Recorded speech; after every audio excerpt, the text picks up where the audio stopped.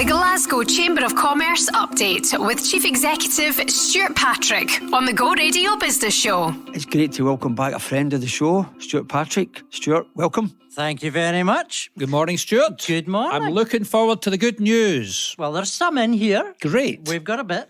Since my last visit to the studio, we've been exploring new opportunities for international trade in Southeast Asia, among the fastest growing markets in the world.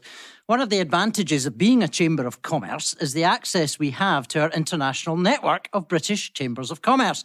There are over 70 overseas British chambers, each with excellent local networks. And my journey took me to the BCC in Singapore, in Thailand, and in the Indonesian capital, Jakarta.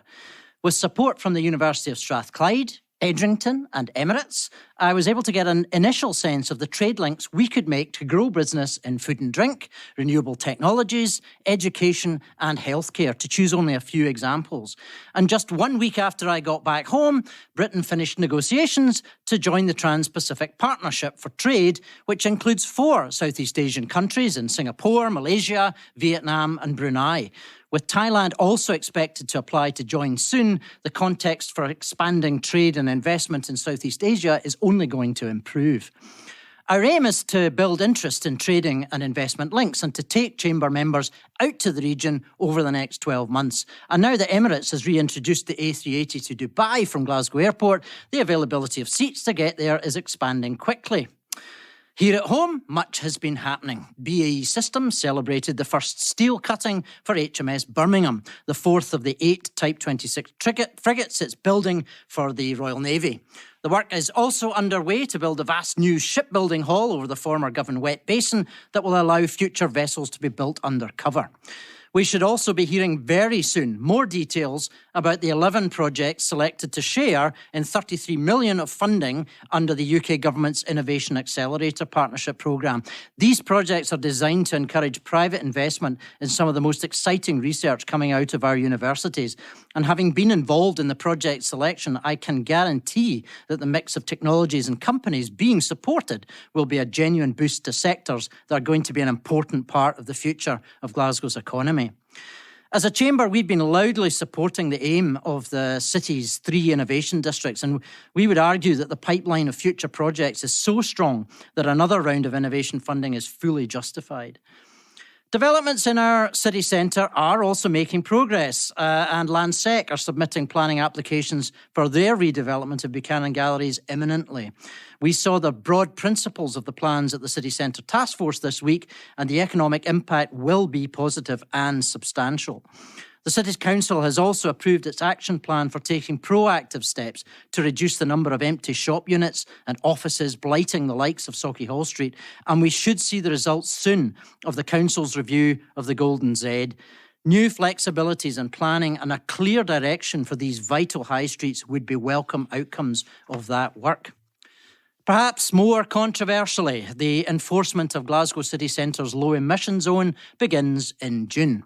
The Chamber supports the objectives of the LEZ in improving the city centre's air quality, and we have welcomed the investment made, especially by the bus companies, in upgrading their fleets to meet the emission standards.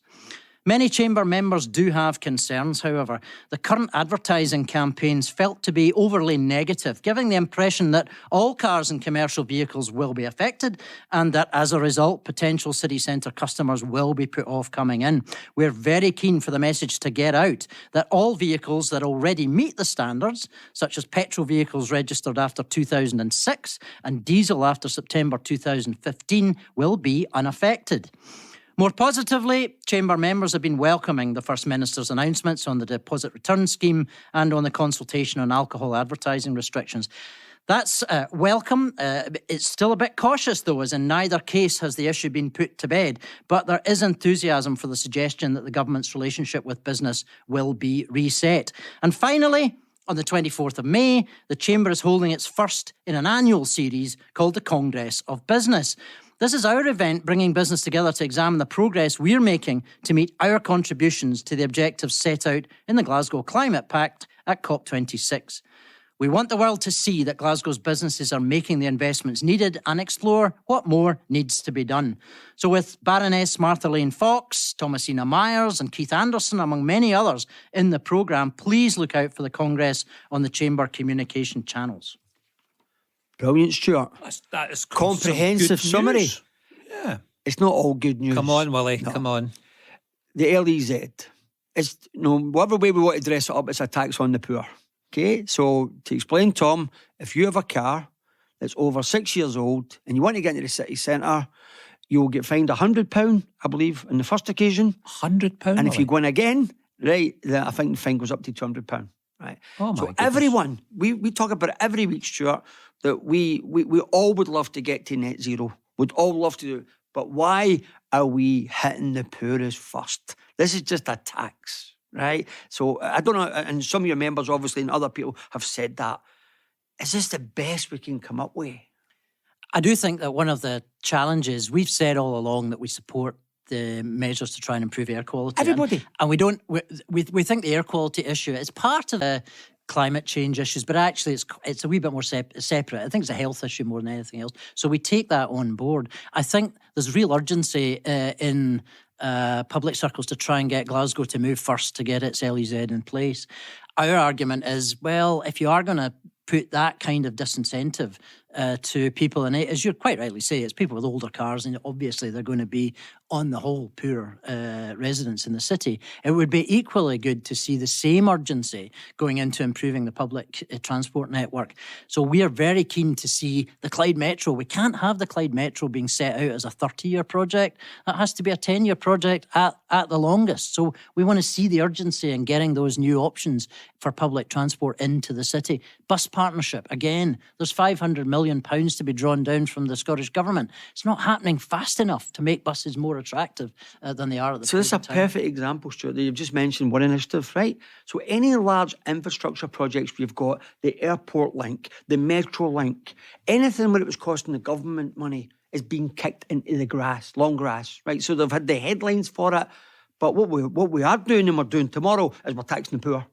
Well, certainly understand from our perspective, the idea that we're going to make the city centre unattractive for anybody at the moment, when footfall is still about 10% below where it was pre-pandemic, isn't attractive. So we might have preferred to see another year of preparation, but we're accepting that is the desired time frame that the City Council is going to work with.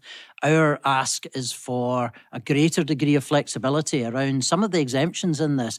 For example, if you're a commercial operation with vehicles that are not eligible, quite often we're hearing stories about companies trying to get vehicles that will be eligible, but they just can't get them on the market yet. So there's going to be some real disruption to companies wanting to serve the city centre. We're concerned about that just as much as we are concerned about anything that chases people away from the city centre. So we'd like a bit of flexibility around the early introduction of it, but it's very difficult for us to argue against improving air quality. That's going to make the city centre more attractive in the long run. So here's a prophecy. Just like the rent freeze bill, just like the bottle return scheme, the point that you're making is there's not been enough thought being put into this, and this will turn out to be a shambles. We will wait and see. Yeah. Are you putting words in Stuart's mouth there? No. It's a prophecy from me. But Stuart, there's a lot of good news there, a lot of good things happening. But I've been in Glasgow, we've mentioned it earlier, and the first thing we have to do is clean the city up. Right? Well, the city looks, and my son was here and he says Glasgow looks like the 1980s.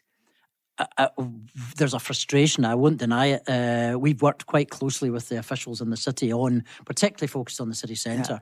Graffiti, litter, street furniture, pavements, the empty units themselves. And actually the team that are trying to do it, they put more resources into it. They are making every effort they can to try and tackle it.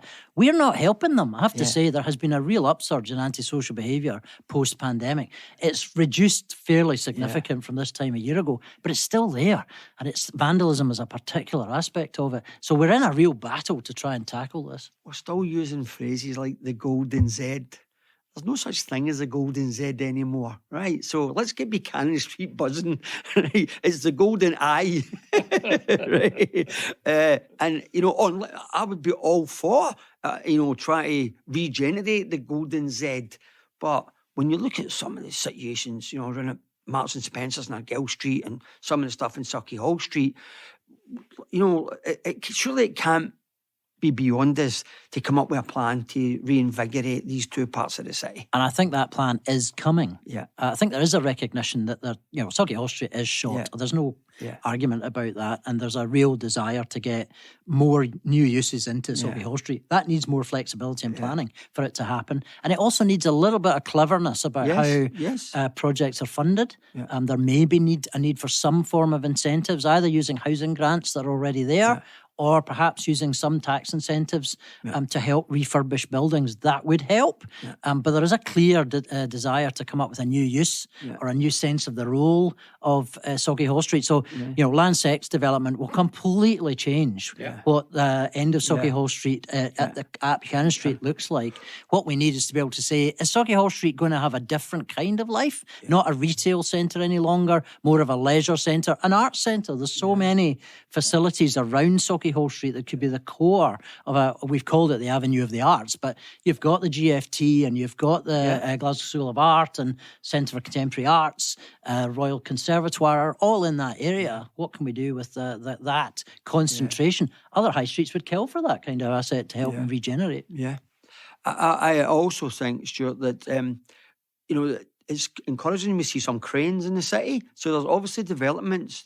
Friends of Tom's and the Bartlett Brothers thinking about developing the car park there and say, it's building loads of nice houses. This is all good, but we need a joined up plan. We don't just need what, people like that private developers here's what they're doing. Where's a joined up approach to what's happening in the whole city centre? And I think part of that task force, it has to be kind of elongated. How do we get more and more people involved where I say, before we run out and do something, what does that mean to over here? What does it mean for where we're going to live, where we're going to shop, where we're going to eat, what we're going to do, instead of everybody having an idea? But I think that that there is green shoots, right? But we need to do more, especially on the cleanliness. All good stuff. I couldn't disagree with anything that Willie has just said there. There is a need for that kind of plan. I take hope from the way in which our local politicians and officials are talking about the need for that. They do recognise that. Perhaps we need to move a little quicker in getting it on the ground. But I think the will is there. May I just say it probably comes down to leadership once again. Good leadership gets good things done. I'll leave it at that. Stuart, one wee last question. It's great you're on the trade mission, to Asia, and obviously the whisky companies were there. What was all the chat around the Prime Minister's resistance to look at the 10% levy up?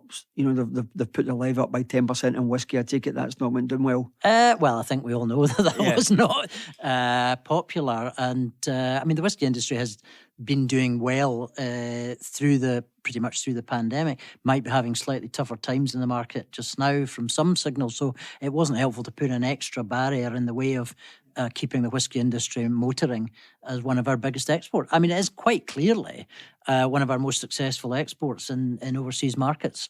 Everywhere you go. Well, Rishi's in Glasgow over the weekend, so I'm sure he'll be ringing your phone, Willie, and having a wee chat. Yes, the Tory conference is in Glasgow this weekend. It's in a phone box at the bottom of Buchanan Street. And that's it from the Go Radio.